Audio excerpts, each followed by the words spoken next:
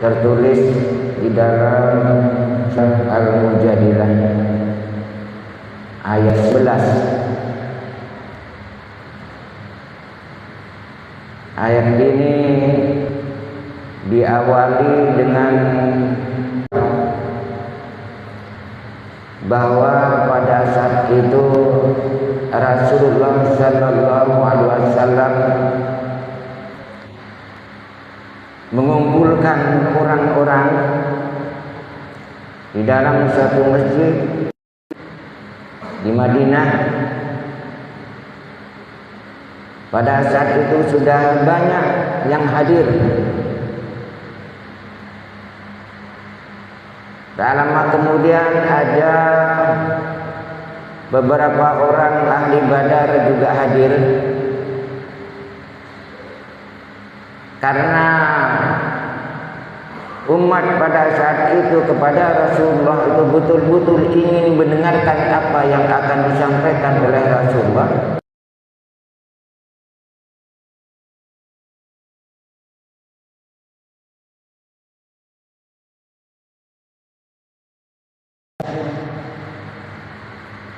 Begitu datang ahli Badar, beberapa orang ahli Badar yang ikut perang Badar pada saat itu, kemudian orang di sekitarnya mengatakan ayo berdiri. Ada sebagian yang berdiri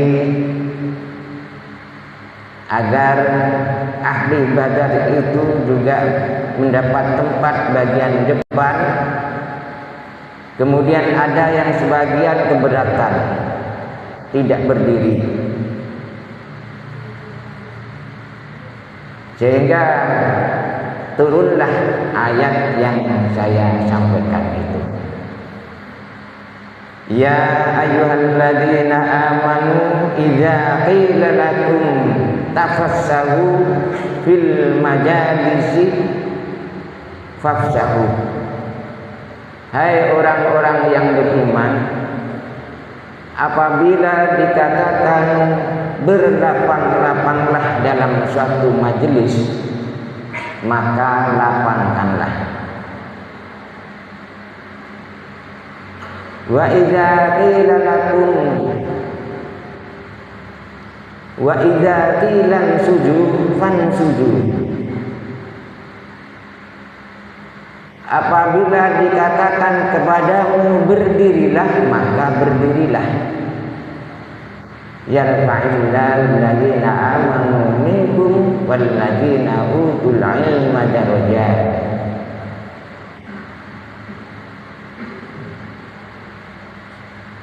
Jadi Allah akan meninggikan orang-orang yang beriman dan orang-orang yang berilmu beberapa derajat.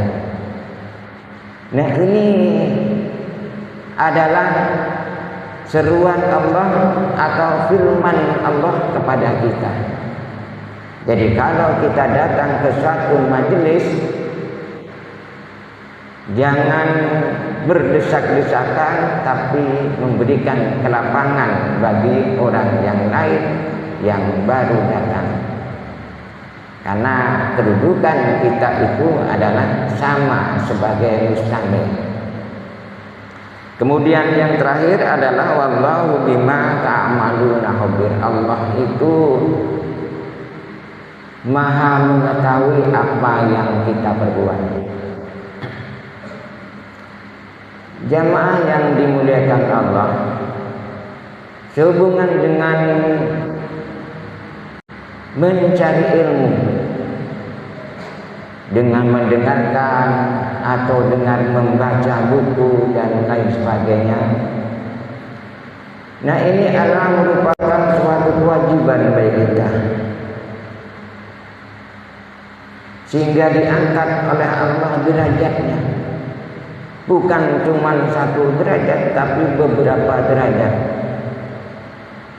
dengan syarat beriman dan berilmu pengetahuan. Nah, inilah yang membedakan Sehingga saya sangat salut sekali pada jamaah Babu Salam. Setiap Ahad mendengarkan, sekalipun ilmu itu adalah sedikit. Karena tanpa ilmu pengetahuan ini kita buta, Pak. Kita melaksanakan sholat, tapi tidak tahu dasarnya, maka apa yang dilakukan itu adalah sembarangan, sesuka hati. Dengan mulai bertakbir, kemudian rukuk yang dikehendaki oleh Rasulullah itu seperti apa rukuk, sujud yang dikehendaki atau yang dicontohkan oleh Rasulullah itu bagaimana sujud Rasulullah.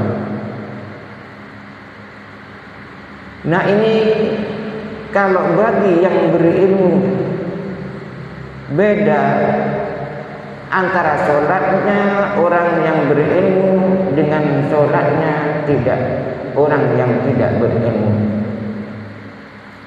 Ini beda. Padahal dalam setiap melakukan ibadah itu harus sesuai dengan apa yang dicontohkan oleh Rasulullah SAW. Ibadah apapun harus sesuai dengan apa yang dicontohkan oleh Rasulullah. Sehingga setiap Ahad bapak-bapak, ibu-ibu mendengarkan khotib atau mendengarkan dai yang memberikan informasi tentang ilmu pengetahuan ini, sedikit demi sedikit airnya ya banyak. Yang sebelum, nah, pada minggu yang lalu saya menjelaskan yaitu tentang rukhsah, ya, keringanan yang diberikan Allah kepada kita, baik itu ada sholat maupun berhubungan dengan wudu. Rukhsah itu adalah keringanan. Kalau wudu keringanannya kalau tidak mendapatkan air di satu tempat maka bisa tayamum. Kalau perjalanan maka bisa dijamak. Bukan cuma bisa dijamak, akan tapi sebagaimana yang saya sampaikan bisa dikosor, bisa diringkas sesuai dengan dalil-dalil yang sudah saya sampaikan pada Ahad yang lalu. Kemudian yang kedua, di samping rukhsah ini adalah berupa sholat yang bisa dijamak, bisa dikosor, namun orang sakit pun sama. Orang sakit pun ada keringanan. Allah itu mempermudah dan tidak mempersulit. Di dalam suatu hadis dari Ibnu Husain radhiyallahu an berkata, aku mempunyai penyakit bawasir. Bila aku menanyakan kepada Rasulullah sallallahu alaihi wasallam tentang bagaimana cara sholat, maka beliau bersabda, karena sakit bawasir, Rasulullah bersabda, "Sholat qa'iman,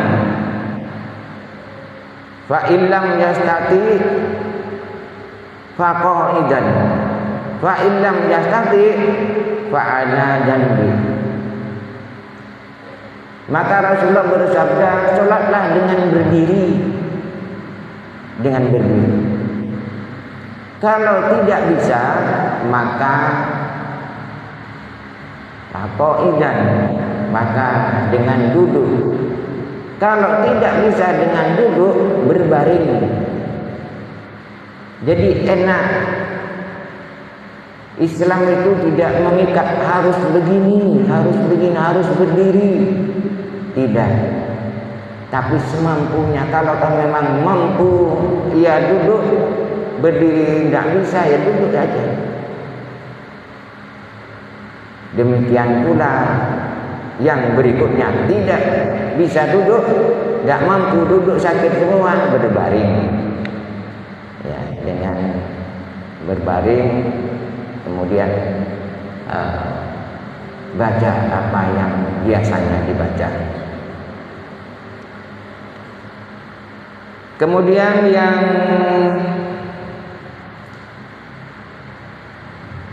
yang kedua adalah hadis dari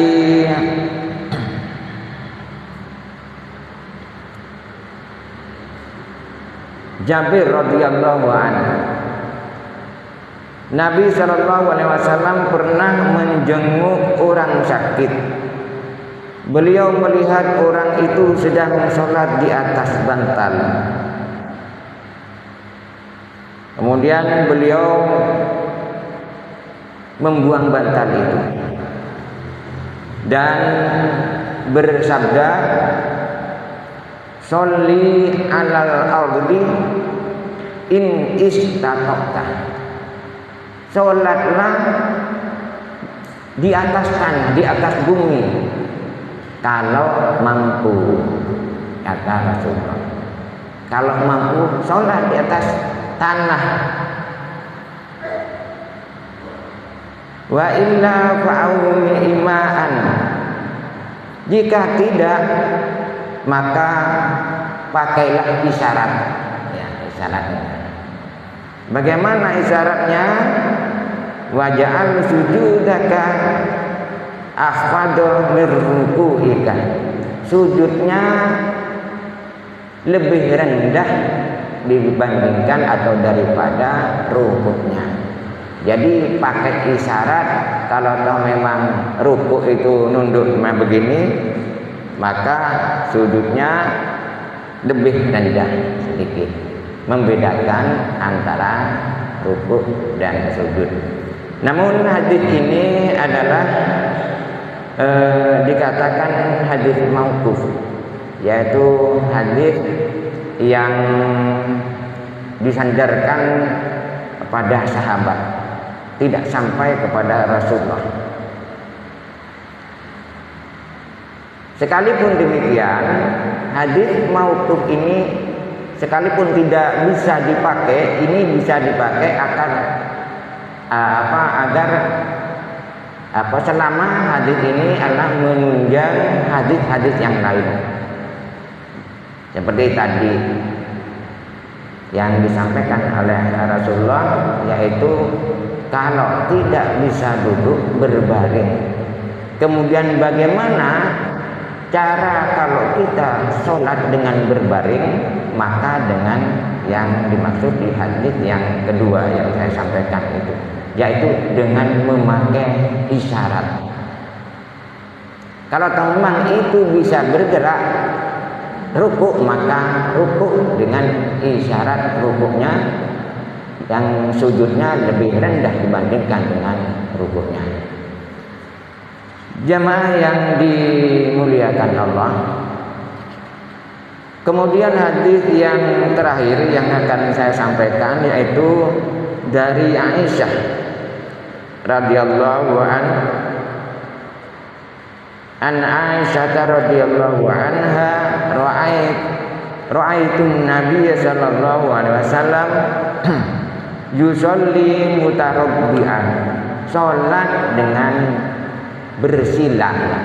Jadi aku melihat Rasulullah sallallahu alaihi wasallam salat dengan bersila. Jadi kalau tidak bisa dengan bersila, ya duduk seperti tasyahud. Karena sakit mungkin dengan tasyahud, dengan bersila. Nah, ini hadis ini terdapat di dalam atau diriwayatkan oleh Nasa'i. Menurut Al-Hakim hadis ini adalah sahih. Ya. Nah, itulah keringanan yang diberikan oleh Allah kepada kita melalui Rasulnya. Mudah-mudahan apa yang saya sampaikan ini bermanfaat, menjadikan dasar bagi kita. Kenapa kok sholat begini? Ada hadisnya seperti ini. Ya. Kurang lebihnya mohon maaf. Billahi taufiq wal hidayah. Wassalamualaikum warahmatullahi wabarakatuh.